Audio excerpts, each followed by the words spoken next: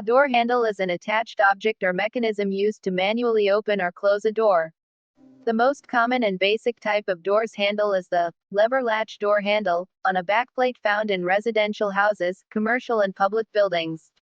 Doors fitted with this handle has a latch which is used to keep the door shut. When the handle is pushed down, the spindle rotates which passes through the door and the tubular latch inside the door, allowing the door to be opened. This type of door handle is normally found on doors leading into the living and dining rooms as they don't require any type of locking.